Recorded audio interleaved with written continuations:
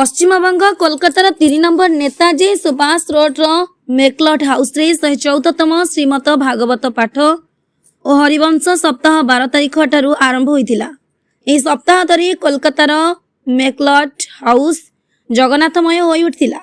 बंगवासी और प्रवासी माने मध्य श्री जगन्नाथक कथामृत हरिवंश पुराण पाठ शुणी निज कान और शरीर को पवित्र करथिले। गतकाली शनिवार दिन यार पूर्णाहुति होइछि।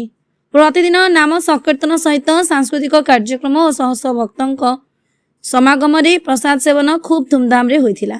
संपादक प्रदीप कुमार परिडा सह संपादक सुधीर कुमार साहू, सभापति अरुण कुमार पेहरा, उपसभापति दोल गोविंद परिडा, कोषाध्यक्ष सरोज कुमार साहू, सह कोषाध्यक्ष शिवराम साहाणी, सदस्य प्रहलाद परिडा, बाबुली, रमाकांत परिडा, शत्रुघ्न दास, आनंद चंद्र दास, रंजन बारिक, प्रदीप पलाई, प्रमोद नायक, सुबोध परिडा, नारायण परिडा, प्रवीण कुमार परिडा, निगमानंद बेहरा, अरविंद दास, सुशांत दास इत्यादि बहु सदस्य उपस्थित रही श्री जगन्नाथଙ୍କ श्रीमद भागवत सप्ताह हरिवंश कार्यक्रम को शांति श्रृंखला सहित परिचालना करथिले।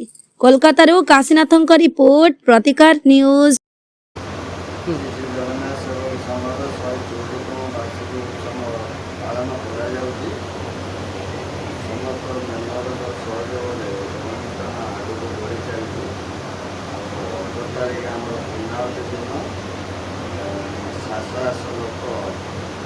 सेवन व्यवस्था चेष्टा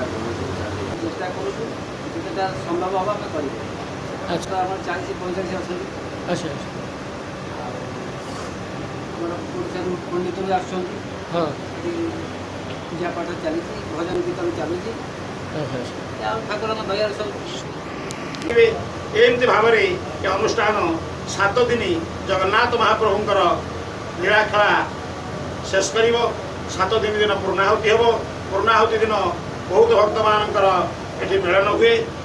प्रायतः 700-800 भली लोक ये आसती भगवान प्रसाद सेवन करते एवं आनंद लाभ करते महाप्रभु दर्शन करी।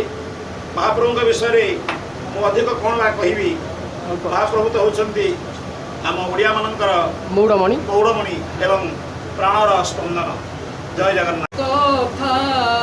धन आयुष मोक्षदाता सुजन संगे जेबे मिसे अंते गोविंद पादे पसे एकथा शुण भक्त जने बंचिब श्रवण कीर्तने जेते शुणिब हरिवाणी शुणी संसारू तर प्राणी जन्म